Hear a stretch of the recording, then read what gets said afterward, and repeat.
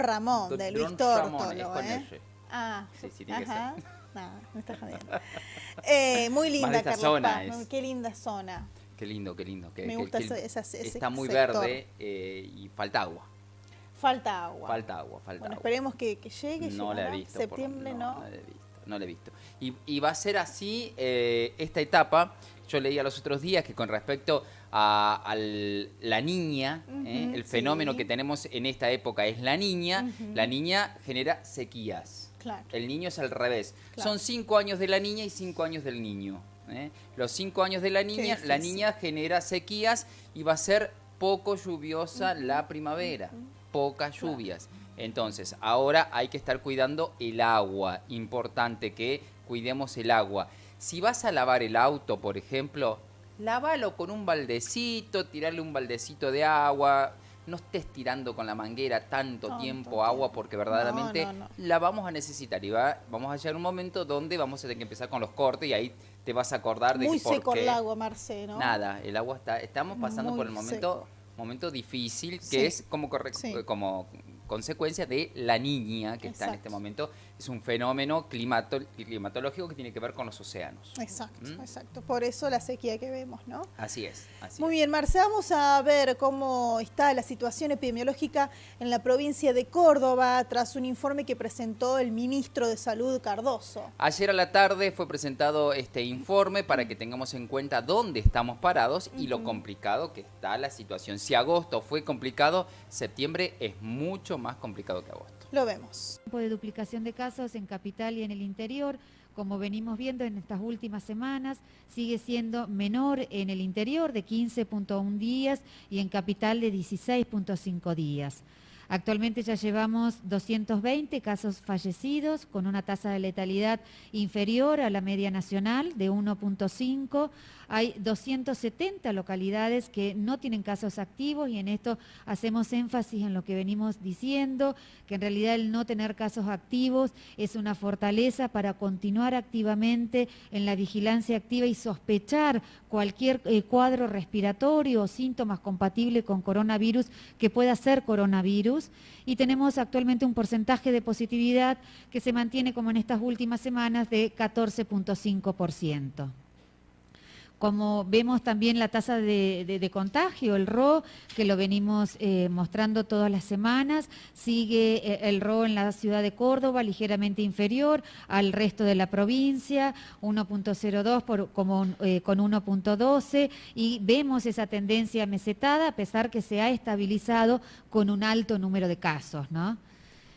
Acá vemos la curva epidémica, en donde al comienzo hemos visto los distintos brotes y luego cómo esta curva empieza a ascender, en donde ya llevamos 194 días transcurridos de esta pandemia acá en la provincia de Córdoba. En los últimos 7 días se han confirmado 4.108 personas con infección por coronavirus, de las cuales 1.781 están en capital y 2.316 en el interior. Y justamente este incremento en la curva que venimos viendo en estas últimas semanas se observa principalmente hacia fines de julio y fue sostenido en agosto y sigue incrementándose, si bien no es exponencial, pero sí hay un crecimiento día a día del número de casos.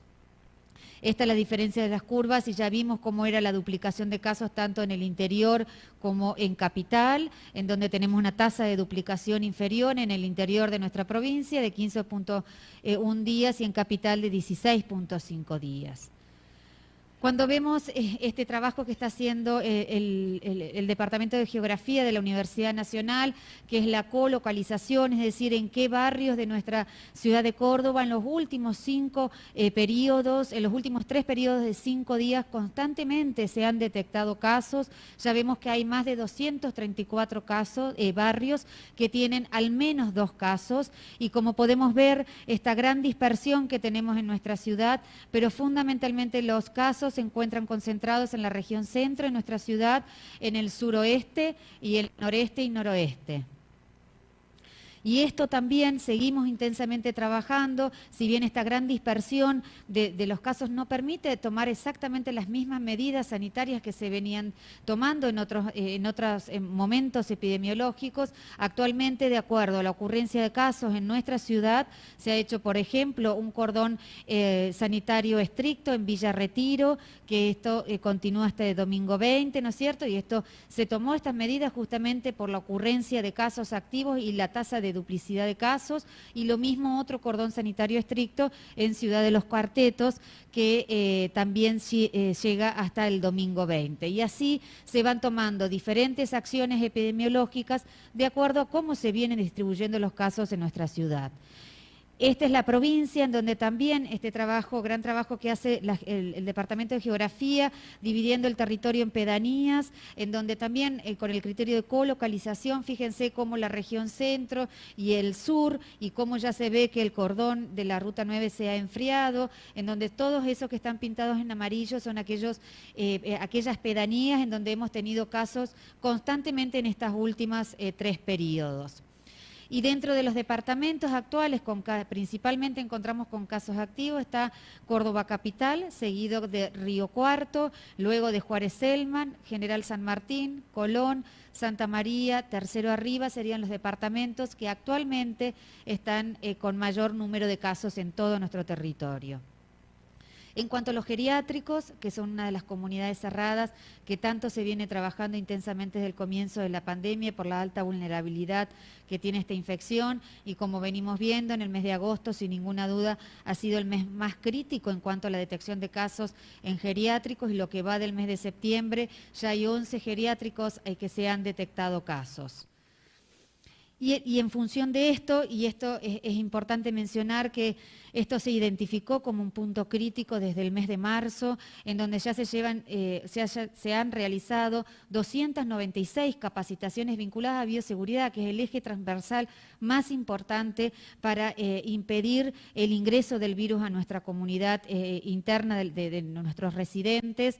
También se han realizado más de 6.700 estudios de PCR, tanto al personal de salud como a los residentes, y más de 7.000 test serológicos. Se ha hecho entrega de todos los materiales de protección a cada uno de ellos, desde lo más simple como puede ser alcohol en gel, hasta termómetros, máscaras, guantes, cofias, llevando una inversión de 82.308.524 pesos. Es decir, realmente en los geriátricos se viene trabajando intensamente y se tiene que redoblar los esfuerzos ahora más que nunca debido a la alta circulación, ¿no es cierto?, que tenemos del virus.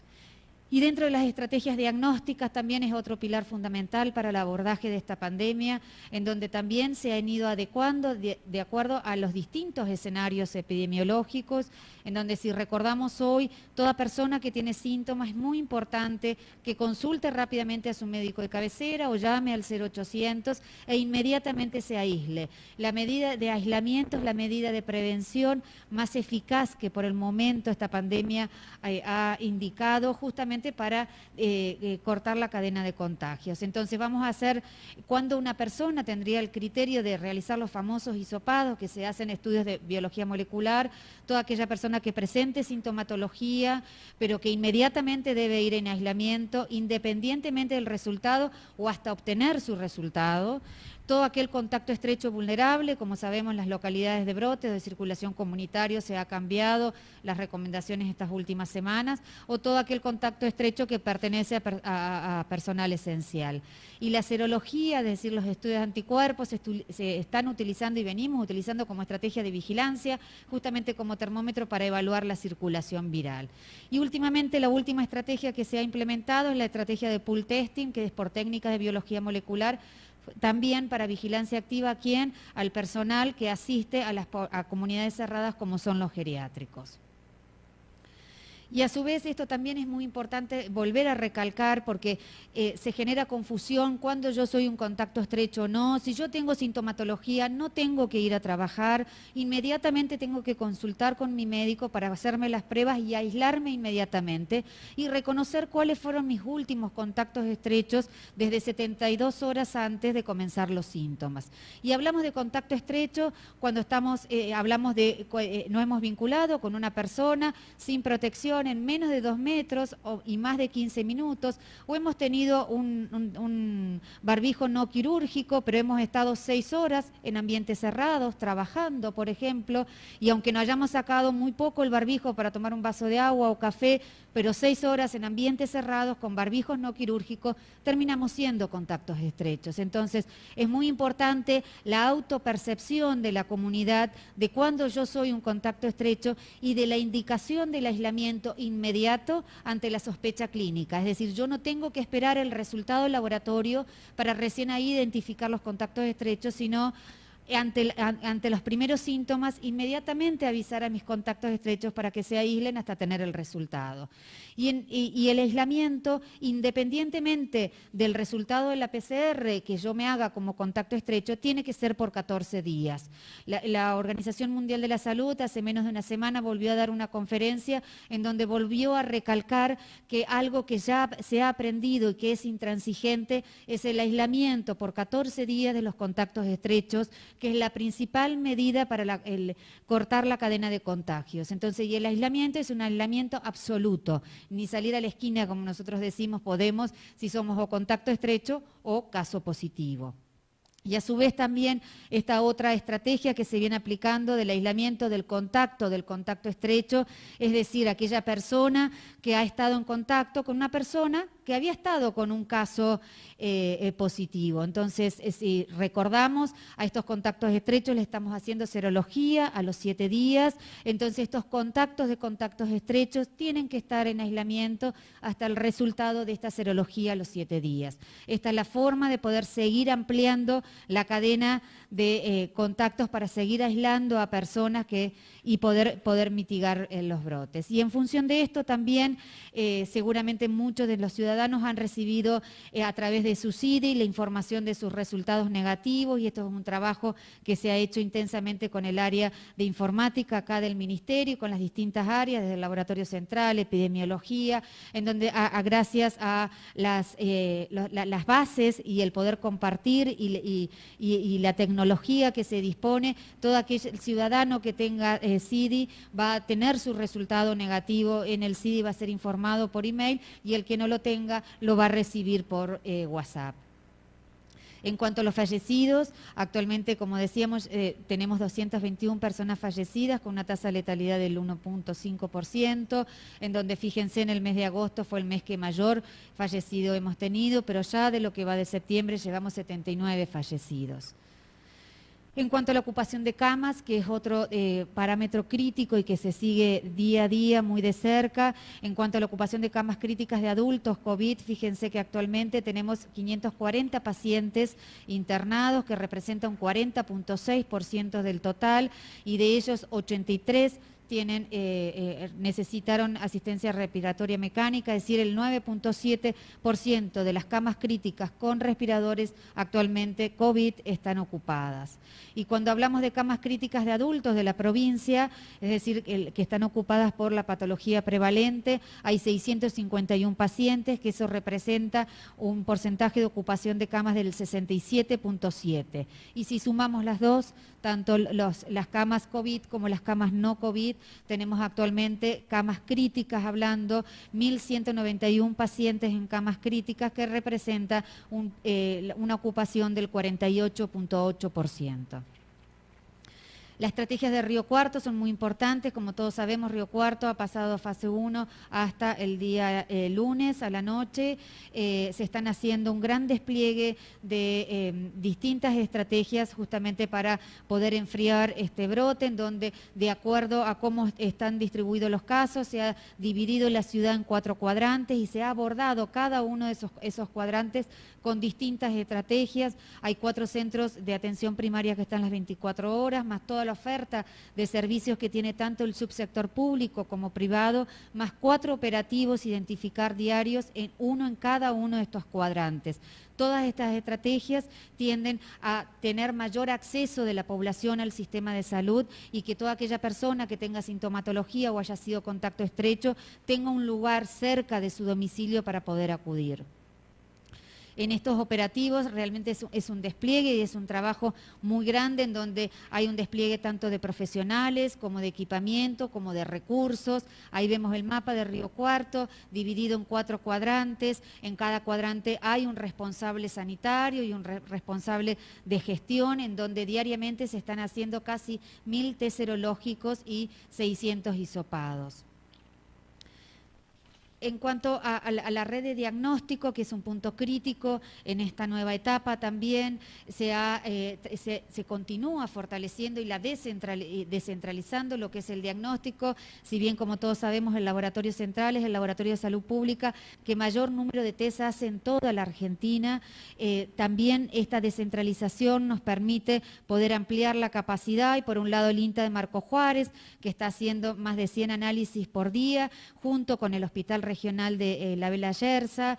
También ahí en Río Cuarto, junto a la Universidad de Río Cuarto, se están haciendo los estudios de PCR para llegar hasta 200 o 300 muestras diarias que puedan hacer en la misma localidad de Río Cuarto. Y nuestro querido CEPROCOR, que viene trabajando con nosotros, haciendo la estrategia de pool testing, también casi 500 muestras diarias procesando por biología molecular.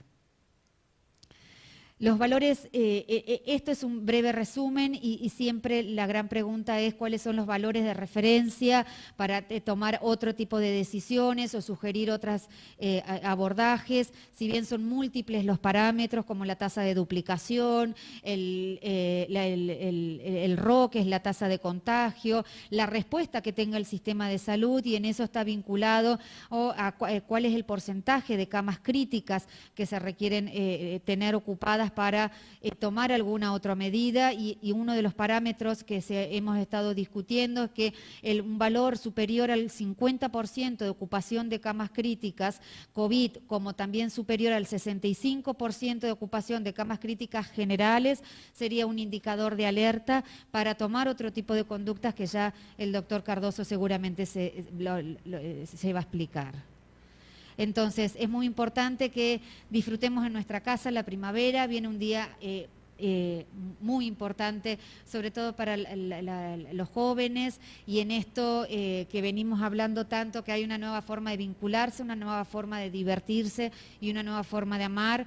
Tenemos que entender la responsabilidad social que tenemos todos en la sociedad de poder disminuir al máximo el número de contactos, que no da lo mismo que disfrutemos la primavera reunidos con 20 o 30 amigos en nuestro hogar, porque seguramente no, es así, el impacto que tiene a corto plazo en contexto de pandemia es muy importante. Así que sigamos con las recomendaciones que siempre decimos. Si tenemos síntomas, no vayamos a trabajar, nos quedamos en nuestro hogar y vamos a nuestro médico de cabecera o al centro de salud más cercano, o usemos el barbijo cada vez que salimos de nuestro hogar, respetemos al máximo la distancia social. Disminuyamos al máximo el número de contactos. Lamentablemente nadie elige esta cuarentena, nadie eligió esta pandemia, pero sí es necesario como responsabilidad social, individual, que las acciones que realicemos cada uno tienen un alto impacto a nivel colectivo. Ahí está, qué bueno, qué buen informe. Qué buen informe con números claros, los gráficos totalmente claros, Marcelo, en este tiempo difícil que se está viviendo, ¿no? Muy complicado, el informe es muy bueno, la verdad que nos sorprende, lo hablábamos fuera del aire, qué bien, qué claros que son para hacer esto, así que bueno, y veíamos los números críticos de la altos, provincia. Marcelo, Sí, altos. Números altos, Capital y Río Cuarto encabezando, Capital, Río Cuarto, ¿no?